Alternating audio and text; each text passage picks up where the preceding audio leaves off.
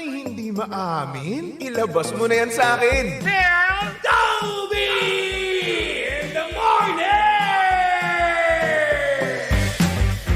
Hoy! Nakakaloka! Toby in the morning! Tao, Toby in the morning. Number 1! 6.7 Energy FM!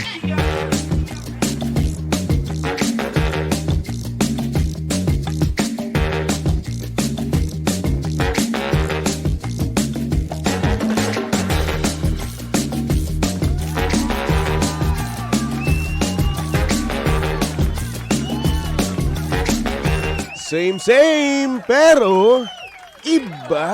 We are number 106.7 Energy FM Pangga. Huwag mo sabihing radyo, sabihin mo. Oras sa buong kapuluan, Pangga, check your time. It's now 6:27 on the clock. Good morning, good morning, good morning. Luzon, Visayas at Mindanao, Metro and Mega Manila. Kaya syempre, good morning din sa mga pangga natin dyan. Excited na namang gumising. Iyan. Dahil nga naman today is 12/12. Nako, add to cart dito, add to cart doon. Check out dito, check out doon. Ang tanong, may natitira pa ba sa inyong pera? Baka naman wala na, ubus na, no? Ay, nako. Wala na tayong pambigay sa ating mga inaanak. Nakilala lang tayo tuwing Kapaskuhan, di ba? Doon lang talaga mismo no? Specific sa araw mismo ng Pasko. Saka lang nila tayo kinukumusta, di ba? Gano'n naman kasi daw talaga, no? Kasi nga naman, Aguinaldo is life, no? O kaya naman sa mga pangga natin dyan, excited na magpasko, no? Nako! Kamustahin nyo naman ang inyong mga ninong bago magpasko? Oo. Hindi yung tuwing Pasko lang talaga, no? Ay, nako. Kaya naman shoutout sa mga pangga natin diyang nagbabalot na kaagad, no? Ng kanilang mga pangregalo sa darating na Kapaskuhan. Ako, kung meron na, edi congratulations. Kung wala, edi ngarag na naman tayo. Ganyan tayo no? Mga Filipino, no? Kung kailan malayo pa ang Kapaskuhan, no? Saka tayo hindi namimili. Pero tignan mo, sa 23, sa 24, dagsaan na naman ang mga tao dyan. Di ba? Oo. Yung late shopping, late Christmas shopping, no? Nako. O, isa na ako doon. Aminado naman ako, pangga, no? Aminado naman ako na late talaga ako namimili. Kasi nakakatamad eh. Kaya naman siya sa mga pangga natin dyang tamad, no? Tamad mamili ng mga pangregalo at hindi marunong magbalot, di ba? Madaming ganun. Madaming tamad na tamad magbalot at hindi marunong talaga magbalot eh. No? Isa na ako doon, pangga. Aminado ako doon. Yung balot ko nga palagi eh. Parang basta-basta lang, di ba? Oo, ganun.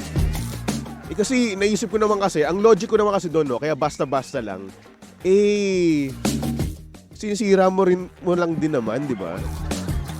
Magpapakahirap ako. Di ba? Babalutin ko ng napakaayos. Kasi sirain mo lang din naman, di, huwag na. Sayang yung effort, di ba?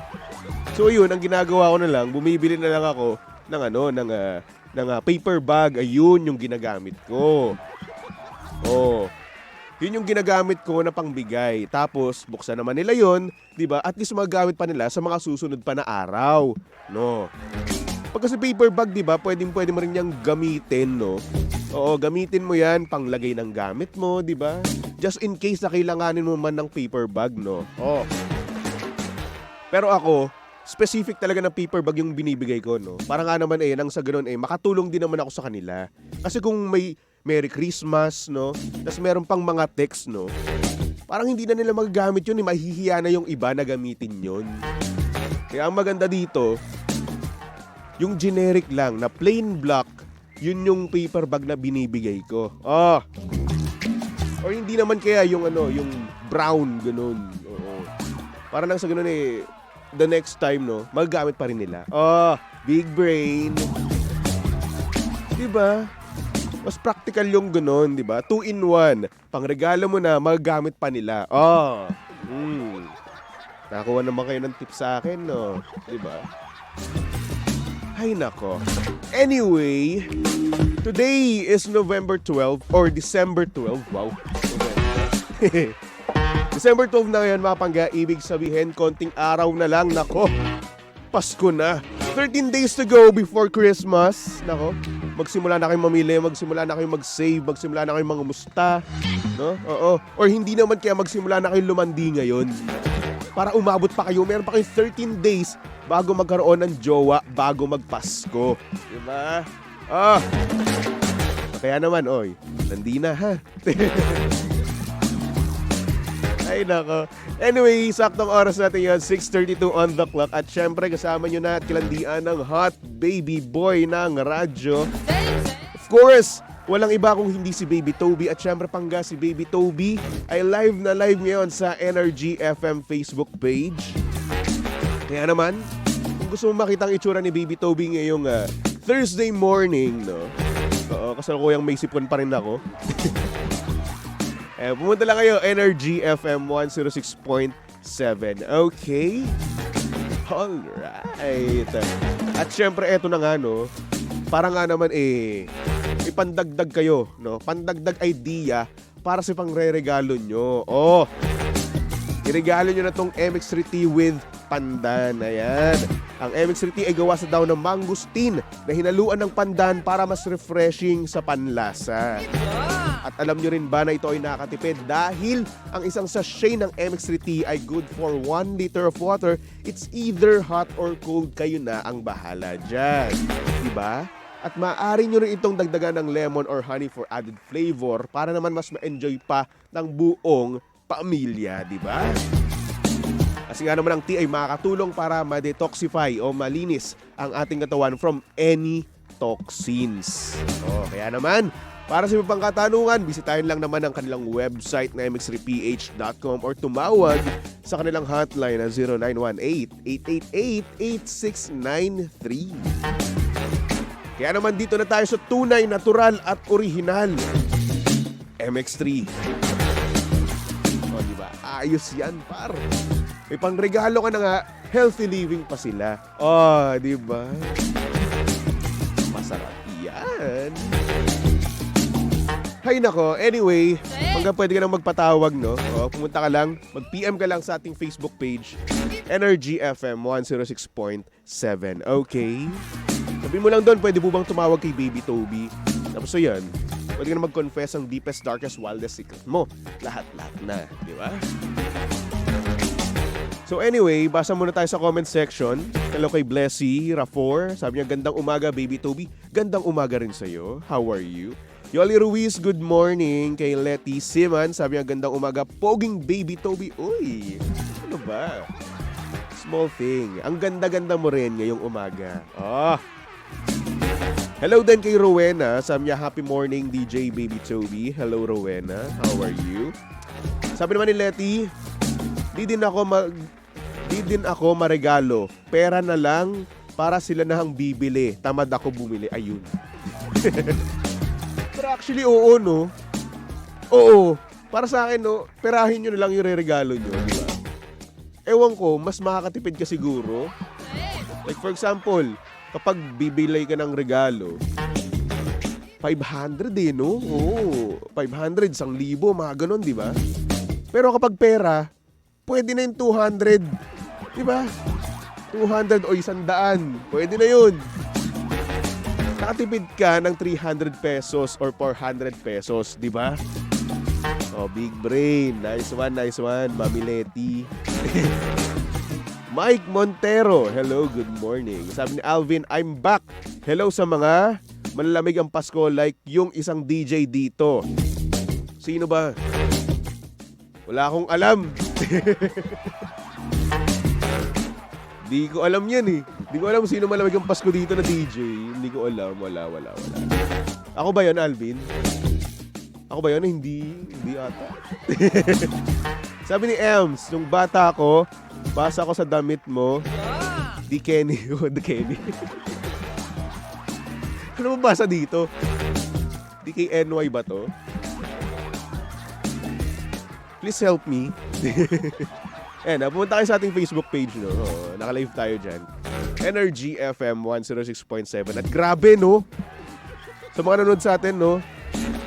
Sa mga nanonood sa atin sa Facebook Live, grabe yung eyebags ko, no? Kitang-kita. Ayan, no? Panes. Puyat pero wala namang kapuyatan, di ba? Lumala eyebags ko ngayon, walang hiya. Shoutout naman sa mga pangga natin dyan, laging puyat pero walang kapuyatan. Oo. Okay sana kung may kapuyatan kaso wala di ba? Okay sana kung yung nagpupuyat ka nang meron kang kabebe time, di ba? Oo. Nagpupuyat ka nang meron lumalambing sa'yo, di ba? Kaso wala. Namupuyat ka lang nang dahil sa kasalanan mo. Pa-scroll, di ba? Scroll sa TikTok, scroll sa Facebook, di ba? Ano pa? Scroll sa IG, no? Yung tipong sa Instagram stories, di ba? Pag nakikita mo yon, kapag hindi mo pa nakikita yung Instagram stories niya, bilog-bilog pa yon, di ba? May pulang kinemerot pa doon. So ayun, ubos na yung Instagram stories mo na dapat mong panoorin. Kasi nga napuyat ka na. Napuyat ka na walang kalandian, walang kabebe time. Ganun. Ouch naman, nasaktan ako sa sinabi ko. Kaya naman shoutout sa mga pangga natin dyan, single na magpapasko. Hello. Sa'yo ate at kuya, na talagang nga namang nagre-relapse ngayon, no? Habang nagko-commute, good morning, di ba? Maagang relapse. Sino ba nami-miss mo? Yung ex mo? O yung ka-talking stage mo na ginost ka? Tayo dyan, par. Sabi ni Kasmot Anthony, Donna Karan, New York. Meaning niyan, kamukha kong Baby Toby. Ayun pala yun. So acronym talaga siya, DKNY. Okay. That makes sense. Tama naman ako. Bigay lang kasi sa akin to ng ninang ko. So yun pala yan, Donna Karan, New York. Ayun pala yun. Wow. Magkano ba yung mga ganito? Pag ba ito binenta ko, mahal? Mas kailangan ko pera Di ba? Bilhin nyo na to. Magkano ba mga presyohan na ito? Add to cart. Ganoon. Morgan Fox sabi niya, masarap. Single, walang gastos, walang bibigyan ng gift. Oo nga. Mas masarap nga yun. Tama ka dyan, Morgan. Diba? Buti na lang single tayo. Diba? Jose Makasiray, sabi niya, good morning baby Toby, pa-shoutout po Makasiray Soriano family, dito kami papuntang Sagada, NLEX na po kami. Uy, gusto pumunta ng Sagada actually. Seryoso yun gusto pumunta doon. Bakit? Kasi nga naman ang ganda, diba, sa mga bundok doon. Nakita ko sa TikTok gusto pumunta doon. Tapos sisigaw ako ng hindi na kita mahal! Ganon! Ayoko na sa'yo! Ganon. Charon. Parang ano lang, no? That thing called tadhana, di ba? Kasi yan sa pinuntahan nila dun. Yan, Sagada, di ba? Tapos after nung movie na yun, nako, ang dami nang pumunta sa Sagada. Para mag-move on, di ba? Nako. Anyway, siya, eto na. Meron tayo ngayong sender, kaya naman pasok na natin yan dito sa programang TT in the Morning. Oh, yeah. TT in the Morning. Why? Ang aga-aga ha. Tell Toby in the Morning.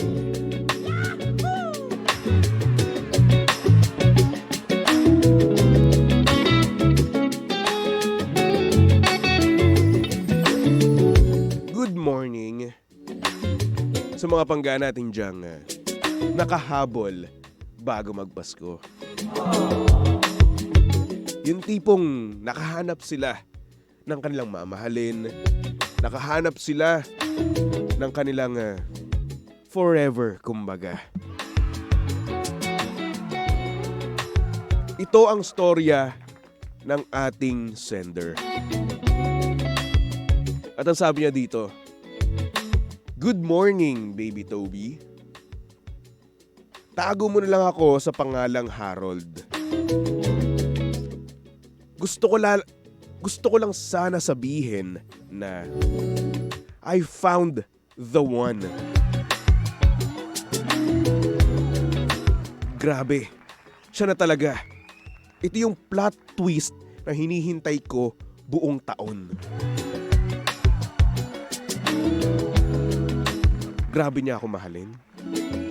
Talagang bigay todo siya at proud na proud siya sa akin. At dagdag mo pa, sobrang bait niya sa parents ko at sa mga kapatid ko. Sana di na siya mawala sa akin at sana ako na rin yung gusto niya maging partner niya habang buhay. Kahit ganun pa man, sa sobrang pagmamahal ko sa kanya, nagiging praning ako, Baby Toby. Like kapag hindi lang siya makareply agad-agad, kung ano-ano na agad ang aking naiisip na negative. Sobra ako nag-overthink. Ano ba dapat kong gawin dito, Baby Toby? Ito-tolerate ko lang ba? Hahayaan ko lang ba na mag-overthink ako? Or hindi naman kaya magtitiwala na lang ako sa kanya? Maraming salamat sa tulong and more power sa inyong estasyon.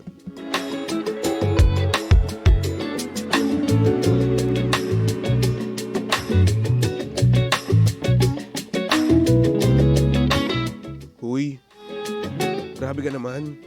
Sabi mo nga, grabe magmahal sa'yo, di ba? Hindi ba sapat yun? Hindi ba sapat na pagkatiwalaan siya? Di ba? Kung na-feel mo naman yung love niya, yung pagmamahal niya sa'yo, di ba? Oh! Taray! Di ba? Isa ka na nga sa mga taong nakahabol no? Nakahabol ngayong darating na Pasko. Di ba? Tapos mag-overthink ka pa. Oo, ang daming mga tao, no? Ang daming mga single na gustong humabol bago magpasko pero hindi nila magawa. Pero ikaw nakahabol ka. Mag-overthink ka pa. Gosh! Di ba? Hindi lang makareply, no? Grabe, hindi lang makareply agad-agad kasi nga may ginagawa din naman ng mga tao, di ba? Busy rin naman, may trabaho, ganun. Tapos mag-overthink ka na ng kung ano-ano. Huwag ganun. Alam mo, eto kung gusto mo talaga siya na maging partner habang buhay, tigil-tigilan mo yung mga ganyang bagay. Bakit? Kasi ang mangyayari, matotoxican siya sa'yo. Diba? Lalala yung pag-overthink mo. Lalala yung pag-iisip mo ng kung ano-ano sa kanyang negative, diba? Tapos hanggang sa mapraning ka na nga, diba? Tapos i-address mo na i-address sa kanya yan, diba? Magre-resulta yan na matotoxican siya at magiging red flag ka para sa kanya. Oh. Ayaw mo ba na pagkatiwalaan na lang yung partner mo, di ba? Sino ba naman kasing gusto ng may toxic na partner, di ba? Lahat naman tayo gusto natin yung healthy relationship, di ba? Yung tipong hindi napapraning, di ba? Hindi lang mag-reply, di ba? Ayaw natin ng ganun. Diba? At saka hindi na tayo bata, no? Matanda na tayo, adulting na. So kung may trabaho ka, may trabaho siya. Ganun. Kailangan natin magpursige para sa future natin. At para rin yan sa future nyo. Diba? So don't, diba? Don't. Magkakamali ka dyan kapag ganyan. Kapag nagkamali ka, may tendency or may chance na mawala siya sa'yo. Diba? Matoxican. Ganun. Makipaghiwalay. At yun naman ang ayaw nating mangyari. Diba? Sabi ni Morgan Fox, sa sender wag ka masyadong clingy. Na wag ka mananakal, one factor yan na ma-turn off siya sa iyo. Ayan, sakto lang. Sana dahil too much of everything is not good. Mas maamang or malamang. Tama ba ako? Malamang ba yun? Ayan, mas sasablay ka, yun na lang. Ano yung maamang? Malamang? Ha? May apostrophe. Anyway, ayun na nga. Ang main idea dito sa comment ni Morgan Fox, no? Huwag ka masyadong clingy. Tama. Oo. Tama nga naman si Morgan. Kasi ang mangyayari dyan, kapag sobrang clingy mo sa kanya, no? Magdedemand ka na magdedemand ng atensyon at gusto mo wala siyang ginagawa kung hindi makipag-usap lang siya sa'yo. Diba? At kakalabasan niya magiging obsessed ka. At minsan, too much obsession is ugly. Hindi na makaisip ng iba pang English eh. So yun, pangit yun kapag sobrang obsession mo or sobrang obsessed mo sa kanya. Diba? Dapat yung sakto lang. No? Oo, saktong clingy, yung hindi nakakairitang clingy, diba? Tapos yung pagiging obsessed na sobra lang, sakto lang din. Ganun, yung hindi sa sobra. Diba? Eh, siguro meron niyang mga level, no? Yung obsession mo, level 5 lang, ganun. Nasa gitna, ganun. On a scale of 1 to 10, no? 10 being the highest, gitna lang. Diba? Para namang hindi magmukhang, patay na patay ka sa kanya, diba? Oh. Saktuhan lang, i-maintain mo pa rin yung pagkaangas mo bilang lalaki, diba? Huwag mong pakita yung unicorn side mo, ganun. Diba? Sabi naman ni Ems, hintayin mo na lang mag-reply. Paranoid na, may pagka-obsess. Yan. Iiwan. Nasaan na? Asan na yung nawala yung comment mo. Nawala yung comment ni Ems. Pinabasa ko, bastos. Ay, nako. Good morning kay Elizabeth Corpus, kay Penny Fernandez, kay Nashreen. Sabi ni Ems, paano kung may twist na yung sender pala is kabit? Uy! Pinag-overthink nyo naman yung sender natin. Pero what if oo nga, no? What if na kaya pala napaka-sweet niya sa'yo, no? Eh kasi nga naman, kabit ka. Kasi gano'n naman talaga no? Ganoon naman talaga, no? Kapag sobrang sweet ng isang tao sa isang, alam mo na, isang lalaki, no? Or hindi naman kaya another person, di ba? Eh kasi number 2 ka. Yung kilig na hindi niya na ibibigay sa number 1 niya, ibinibigay niya at pinapakita niya dito sa'yo kasi number 2 ka. Pero what if lang naman, no? What if lang naman, diba? Sabi ni Mickey, too much obsession leads to discomfort sa part mo. Morning, baby Toby. From Kainta. Mua. Chup. Yun pala yun. Oh, ang galing naman mag-English ni Mickey. Too much obsession leads to discomfort sa part mo. Oh! Panis. Nice one. Pro one. Doon di magandang umaga sa'yo. Sabi ni Dennis, saan may sunog? Naku, hindi ko po alam. Isolated po kami dito. Oo. Hindi ko nakikita yung labas nga dito eh. Diba? Sabi ni Lloyda, good morning po. Pa-shoutout po ako sa mga kamag-anak ko dyan sa Manila. Mga Franco family. Hello sa inyo, Franco family. Magandang umaga. Mag-iingat kayo. Have a nice day. Ganun. Anyway, para sa ating sender, no? Oo. Kung siya naman yung the one mo, no? Pagkatiwalaan mo. Kung gusto mo maging partner siya habang buhay, magtiwala ka, huwag kang praning, huwag kang obsess. Okay? At wag kang maging clingy. Yung clingy na nakakairita. Okay? Don't be that person. Okay? Don't be that guy. Nahihiwalayan niya dahil from green flag, naging red flag. Okay? don't. Masakit. Kaya naman, for our next song, no, dinededicate ko to sa'yo, Harold, no.